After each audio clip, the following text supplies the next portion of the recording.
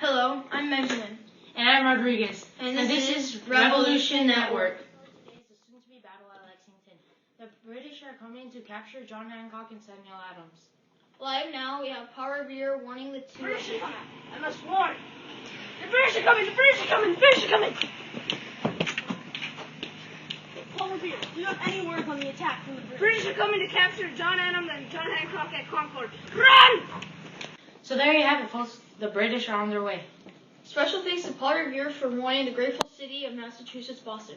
Wait, we have just been told that the British are at Concord. The British are coming! The British are coming! Well, there's that, folks. It's a good thing we have our Minutemen to defend us. Captain John Parker, commander of the Minutemen, has just declared that they will not fire unless fired upon. Speaking of which, I have heard that the British have just now fired upon the Minutemen. Ready! Hey! Fire!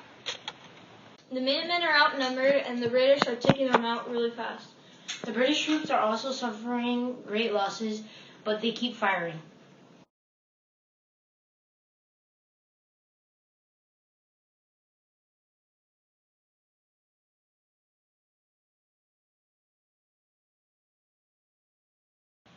Ready! Aim! Fire!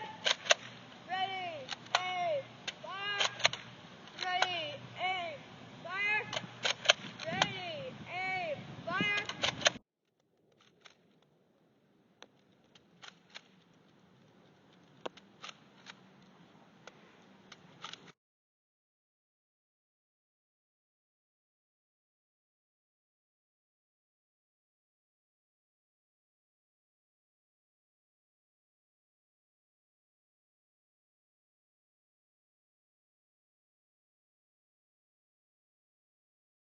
The British are retreating and the Minutemen have won. This battle is sure to start a revolution and maybe a war. If the colonies win, we are sure to have a country of our own. We will never let it get corrupted from power, money, or greed, or even sell our souls and pride for a buck. No, that will never happen. This has been Revolution Network. Hi, I'm going to share with you what happened after and during the Battle of Lexington. The British might have retreated as a whole, but over 25% of the Minutemen ran into the woods in which they fought. After all the casualties were counted, the British actually had 200 deaths of their soldiers. That accounts for only 20% of their attacking troops. The Minutemen lost about 100 people. That's almost 50% of their forces, which means that the British were left with more soldiers than the Minutemen. That can mean whatever you want it, that the British won, or that there was just more to kill for the Minutemen. In other news, British colonels have revealed that the battle is a shot heard around the world and is the start of a war, a revolutionary. In other news, Commander-in-Chief of the Army, George Washington, has established on paper that the great leaders like Nathaniel Greene, John Stark, Benedict Arnold, Daniel Morgan, and lastly, but definitely not least, Daniel Wayne will all be commanders alongside Washington to lead this army. But this army isn't well trained. They barely have practiced shooting. How on earth will they win?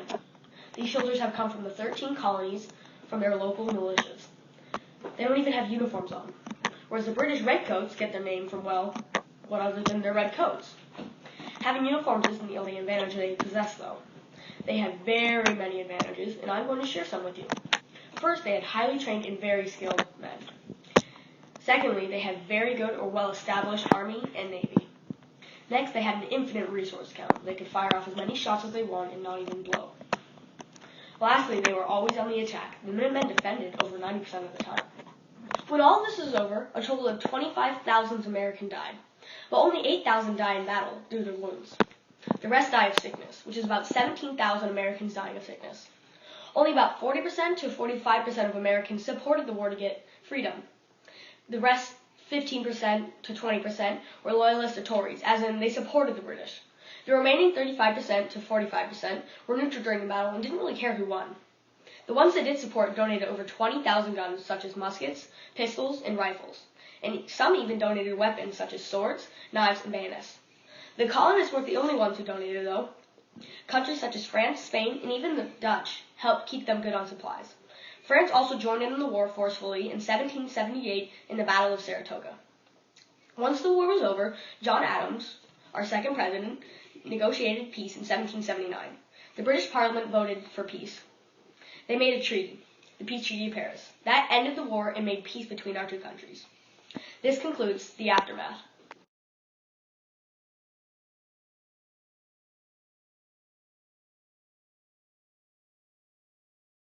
Hello, I'm Benjamin. And I'm Rodriguez. And this is Revolution Network. Our first story today is... Hello, I'm Benjamin. And I'm Rodriguez. Hello, I'm Benjamin. And I'm Rodriguez. And this is Revolution Network. 1. Our first story today is that the soon-to-be scuffle at Lexington. Our first story today is the soon-to-be a scuffle at Lexington. 1. Our first story today is the soon-to-be battle at Lexington.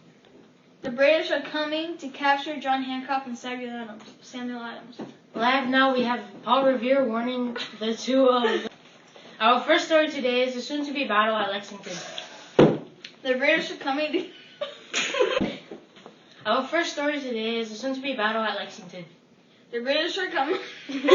Our first story today is the soon-to-be battle at Lexington. The British are coming to capture John Hancock and Samuel Adams. Oh my God! So there you have it, folks. The British are on their way. Special thanks to Paul Revere for warning the grateful city, Boston. Our first story today is the soon-to-be battle at Lexington. The British are... Captain John Parker, commander of the Minutemen, has just declared that they will not fire unless fired upon. Speaking of which, I heard that the Minutemen...